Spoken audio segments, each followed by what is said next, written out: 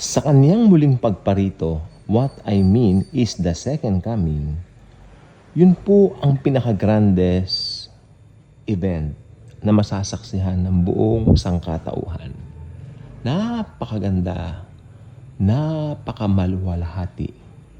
Sapagkat sa araw yun, na yaon, sabi ng Zechariah chapter 14, itatapak niya ang kanyang mga paa dito sa Mount of Olives, yan sa bansang Israel, sa Jerusalem, di po ba? At mag-i-split po ang mga bundok, meaning ito po ay mahahati. Di ba? Lilindol, dadagundong sapagkat paa ng Diyos tumapak, no? Sa creation niya na bundok ng Mount of Olives. Tandaan po ninyo, Jesus was ascended to heaven in that place. At dyan din siya babalik. Di ba sabi ng mga anghel, sa paraang inyong nakitang kanyang pagpanik din sa langit, sa ganun paraan din naman siya paparian muli. I mean, literally speaking, talagang napakaganda. May mga inaasahan tayong mga events na mangyayari. Pero parang ngayon, parang seemingly, parang nagugulo ng konti dahil yung mga pangyayari dito sa Israel, sabi ko nga po sa inyo, sa Bible lang po tayo dahil minsan pag talagang gagamitin mo na yung talino mo, ito ang Antichrist, ito si ganito, ito si ganyan, magkakandalabo-labo po talaga at magkakandalituhan po. At yun po ang hindi maganda. Ang tawag po dyan, catastrophe. Sapagkat ang mangyayari, sa halip na ipahayag mo ang ebanghelyo, nakatutok ka na lang diyan. Yan na lang lagi ang tinitignan mo. Antikristo, sige ito, Antikristo ka, no? Tinawag tayo para magpahayag ng ebanghelyo ng Panginoong Jesucristo. While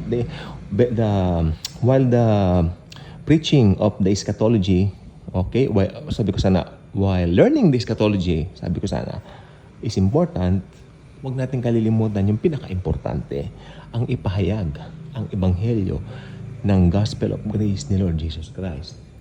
Alam niyo ba yun, nasa Acts chapter 20-24, sabi nga ni Pablo na ang buhay ko walang katuturan kung hindi ko ipapahayag ang kanyang ebanghelyo ng kaligtasan o ng biyaya. So, tignan po natin sapagkat yung iba nakaset na ang mind. Marami ang nagsasabi si Trump daw ang Antikristo. Ilang YouTubers na nakita ko, mga Amerikano, they believe so na si Trump nga. Sabi ko, paano naman yung pag-evangelize ninyo?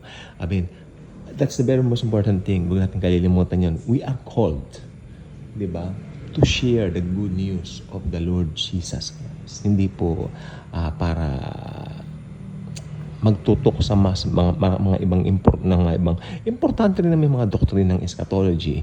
Pero sabi ko nga po sa inyo, walang katumbas yung ipahayag mong doktrina ng kaligtasan. So, hindi po doktrina ang kaligtasan sapagkat grace is not a doctrine. Grace is Jesus Christ Himself, personified with the body and the flesh.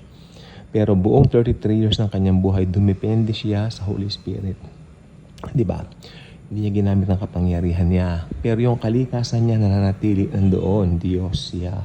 Hindi nabawasan at hindi naalis. Okay? So, sa ngayon, ang pinakahihintay po natin na susunod na event ay yung the rapture of the church. Pero, huwag tayong masyadong, anong tawag dito? Bigay ng mga speculations. No? Basta ang sabi ko lang po, pinakamaganda, araw-araw, hintayin natin siya na parang yun na yung araw ng kanyang pagdating. Because if we do so, maniwala kayo sa akin, laging magiging focus ka kay Jesus. Siya lang laging iniisip mo. Yun naman ang purpose nun. At ipapahayag mo ibanghelyo ng kaligtasan niya. Because you cannot contain in your heart the goodness and the grace of Christ sa buhay mo. That's why talagang maghahanap ka ng pwede mong sharean ng kanyang kabutihan, pagmamahal, pag-ibig na tinanggap mo rin naman nang siya tanggapin mo bilang Panginoon mo at tagapagligtas. Okay, yun lang po sa ngayon. God bless.